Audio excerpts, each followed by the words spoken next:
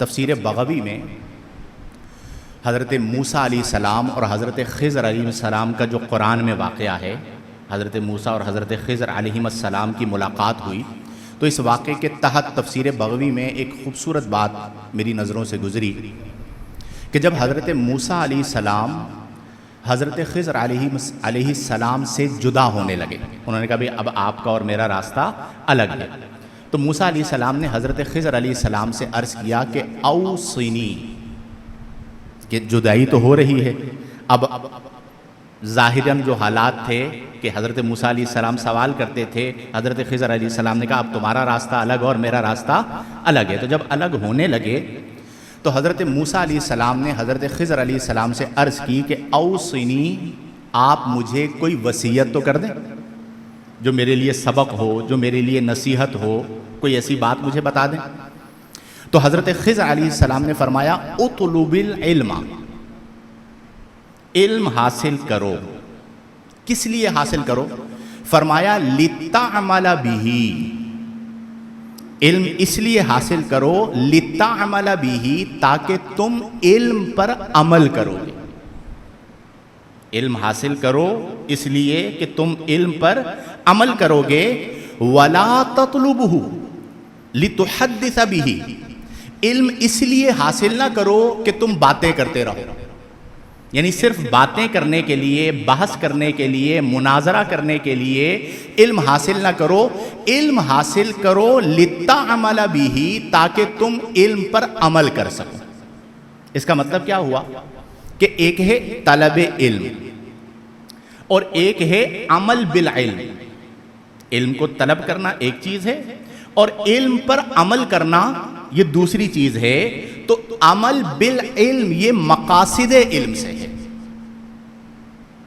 کشف المحجوب شریف میں ایک مقام پر داتا صاحب رحمہ اللہ نے ایک بڑی اچھی بات لکھی۔ آپ نے فرمایا کہ دو طرح کے لوگ ہوتے ہیں نا، ایک جاہل ایک عالم، یعنی جو عالم نہیں ہے، غیر عالم کہہ لیجیے آپ۔ تو آپ فرماتے ہیں کہ جو غیر عالم ہے، جاہل ہے، اس کے لیے علم کا ایک نکتہ سیکھنا اتنا بڑا ہوتا ہے جیسے پہاڑ سر پہ اٹھا لینا۔ آپ نے دیکھا ہوگا ہمارے ہاں چونکہ علم کا رجحان نہیں ہے نا، تو دو دو تین تین گھنٹے ہمیں بٹھا کر نعت خوانی میں جھموا لیا جائے تو ہم جھوم لیں گے، اور جیسے ہی خطاب شروع ہوگا تو ہم اونگنا شروع کر دیں گے، جوتے اٹھا کے راہ فرار اختیار کریں گے، چونکہ ہمارے اوپر بار ہو جاتا ہے، وزن ہو جاتا ہے۔ تو فرمایا جو جاہل ہے اس کے لیے علم کا ایک لفظ سیکھنا اتنا مشکل ہے جتنا پہاڑ کو سر پہ اٹھانا۔ اور پھر اس کے بعد فرمایا کہ جو عالم ہے اس کے لیے اپنے علم پر عمل کرنا اس سے بھی زیادہ مشکل ہے، یعنی جسے علم مل گیا اب وہ اپنے علم پر عمل کرے، یہ عمل کرنا سر پر پہاڑ جو جاہل نے اٹھانا تھا اس سے مشکل معاملہ تھا، اس سے زیادہ مشکل ہے اپنے علم پر عمل کرنا۔ ہم سب غور کریں، آج ذرائع علم عام ہے نا، آپ ایک میسج کرتے ہیں آپ کو جواب مل جاتا ہے، گوگل کرتے ہیں جواب مل جاتا ہے، آج کل چیٹ جی پی ٹی کے اوپر جو ہے وہ لائیو مفتی آ گئے ہیں، سوال پوچھتے ہیں جواب مل جاتا ہے۔ لیکن ہمارے معاشرے میں عمل بالعلم کتنا ہے؟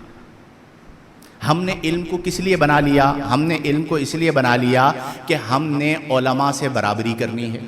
جو دو چار کتابیں پڑھ لیتے ہیں وہ بحث کرنے کے لیے آ جاتے ہیں، علمی کتابیں۔ ہم نے علم کو اس لیے حاصل کر لیا تاکہ ہم جو جاہل ہیں انہیں نیچا دکھائیں۔ تمہیں کیا پتا، میں 50 سال سے علم حاصل کر رہا ہوں، 20 سال سے علم حاصل کر رہا ہوں۔